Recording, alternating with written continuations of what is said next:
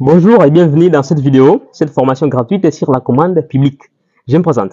Je m'appelle Ali Amouri Ousseni, expert en finances publiques. On se limite déjà par là parce que je vais me présenter très bien à la fin. Déjà, c'est quoi la commande publique? Ça bloque compréhension, n'est-ce pas? Pour certains, oui. La commande publique, déjà, c'est une commande passée par les personnes publiques. Par là, les personnes publiques, là, on voit les pouvoirs centraux, la province, les ETD, les établissements publics et les entreprises publiques. Alors, c'est de la même façon que vous et moi pouvons passer notre commande auprès d'un menuisier. Si par exemple je veux des chaises, je vais aller auprès d'un menuisier, passer ma commande. Nous allons faire un contrat, signer un contrat entre moi et le menuisier. Et par la suite, le menuisier va fabriquer pour moi les chaises et après, je vais lui donner de l'argent. Donc là, j'ai passé ma commande, la commande des chaises. C'est dans cette même logique avec l'État. L'État aussi passe sa commande. Si l'État veut acheter des ordinateurs, l'État aussi passe sa commande. Mais pour l'État, on appelle la commande publique. Pourquoi la commande publique? Parce que c'est une commande qui est passée par les personnes publiques, notamment les pouvoirs centraux, les provinces, les ETD, les établissements et les entreprises publiques. Les ETD veut dire quoi? Ce terme veut dire les entités territoriales décentralisées. Et par entité territoriale décentralisée, nous comprenons la ville, la commune, le secteur et la chefferie. Alors, nous allons voir la commande publique. Dans cette notion ou formation gratuite de la commande publique, nous allons voir la définition de la commande publique. Au point 1. Deuxième point, nous verrons la forme. La commande publique peut prendre combien de formes et sous quelle forme et quelle forme. Troisièmement, nous verrons les principes et des bases de la commande publique.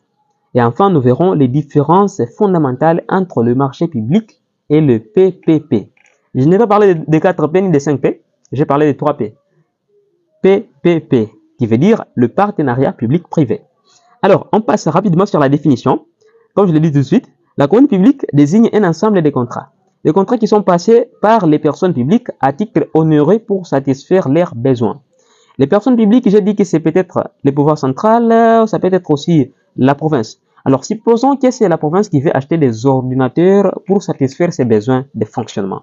La province va signer un contrat d'achat d'ordinateurs avec une entreprise. Alors, ce contrat-là, c'est un contrat à titre onéreux. Un contrat à titre onéreux veut dire un contrat qui a rapport avec l'argent. C'est-à-dire que c'est un contrat qui n'est pas gratuit. On va payer l'argent pour cela. Alors, l'entreprise va porter des ordinateurs et la province va payer pour ces ordinateurs. C'est pourquoi on dit que c'est un contrat à titre onéreux. C'est de la même façon comme vous et moi, quand nous passons notre commande pour acheter quelque chose. Mais pour l'État, ce n'est pas une commande individuelle ou une commande privée comme pour vous et moi, mais pour l'État, c'est ce qui s'appelle la commande publique.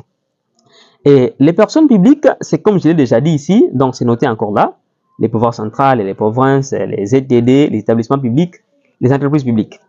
Alors, on passe à la forme. Quelles sont les différentes formes de la commande publique? La commande publique peut se faire sous des formes.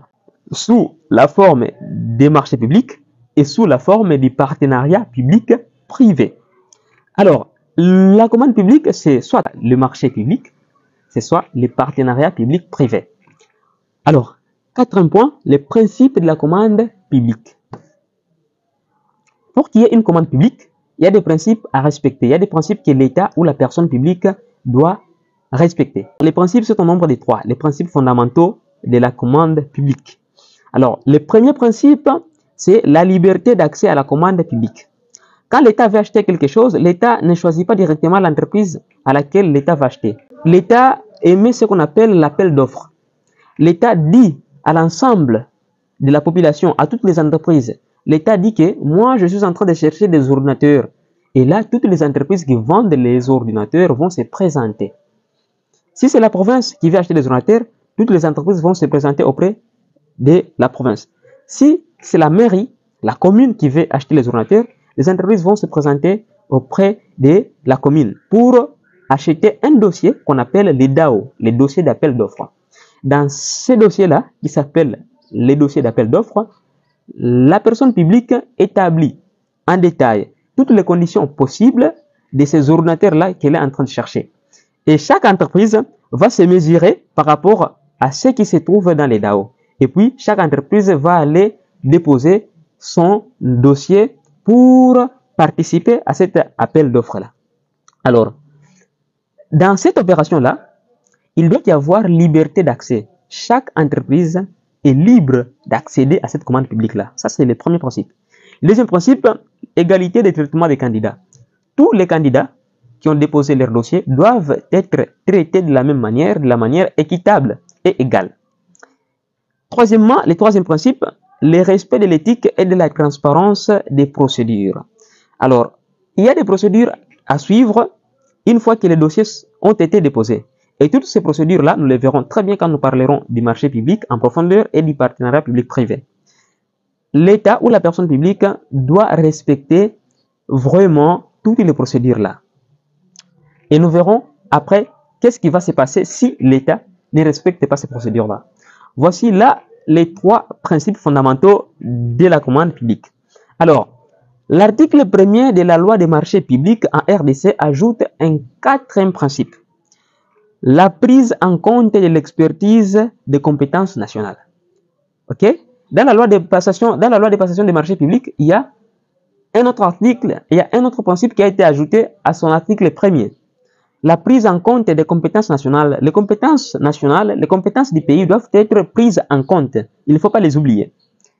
Au quatrième point, nous allons voir les différences fondamentales entre les marchés publics et les partenariats publics-privés. Alors, les marchés publics, c'est une commande publique. Les partenariats publics-privés, c'est aussi une forme de commande publique. Alors, pour les marchés publics, le paiement est à l'intégrale et à l'immédiat. Une fois que la province achète des ordinateurs, l'entreprise apporte les ordinateurs, la province doit payer toute la somme des ordinateurs, toute la somme, on paye toute la somme, et c'est là immédiatement, pas de dette. C'est ça pour les marchés publics. Mais pour les partenariats publics privés, la rémunération est tirée de l'exploitation du service. Si vous voyez très bien sur la photo, j'ai mis les avions. Mon idée était de mettre l'aéroport. Pour le cas de la RDC par exemple, la RDC veut donner la construction de l'aéroport international de Njili à une entreprise privée. Cette entreprise qui s'appelle Milvest va construire l'aéroport avec son argent propre, pas avec l'argent de l'État. Une fois terminé, l'entreprise là va commencer à se payer toutes les taxes qui s'opèrent au niveau de l'aéroport. L'argent de ces taxes-là entreront maintenant dans la poche de l'entreprise et non dans la poche de l'État. Jusqu'à l'échéance prévue, jusqu'à la date prévue. Une fois la date est terminée, l'entreprise va fermer ses portes et va laisser l'aéroport encore à l'État. C'est ça, les partenariats publics-privés. C'est aussi une forme de commande publique. Mais la rémunération est tirée de l'exploitation du service. Voilà. Là, je vais faire la récapitulation. Nous venons de voir dans cette vidéo la commande publique. La commande publique, c'est la commande de l'État. Comme vous et moi, nous passons la commande, l'État aussi passe la commande. Mais pour l'État, ça se passe d'une autre manière. Et la commande publique est passée par les personnes publiques. Les pouvoirs centraux, les provinces, les entités territoriales décentralisées, les établissements publics et les entreprises publiques. Et nous avons vu également les formes de la commande publique. La commande publique peut se passer sous la forme des marchés publics ou sous la forme du partenariat public-privé. Nous avons vu également, vous et moi, quels sont les principes. Les principes de la commande publique. Le premier principe, c'est la liberté à l'accès à la commande publique. Le deuxième principe, c'est le principe de traitement des candidats. L'égalité de traitement. Le troisième principe, c'est le respect de l'éthique et de la transparence dans les procédures ou dans la procédure.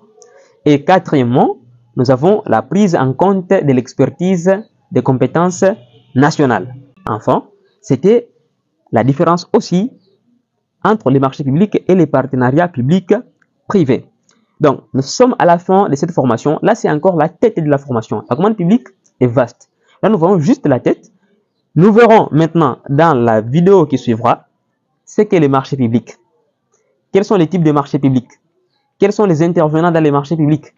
Les DAO, nous allons voir les DAO en profondeur. Nous allons voir c'est quoi l'autorité contractante du marché public. C'est quoi l'autorité approbatrice dans la passation des marchés publics.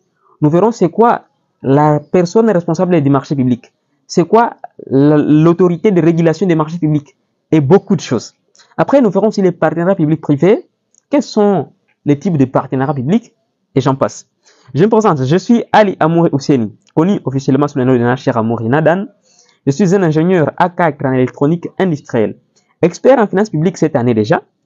Je suis également un smart reporter et créateur de contenu. Et enfin, je suis un entrepreneur. Merci et restez aux aguets pour la prochaine vidéo dans laquelle nous parlerons du marché public.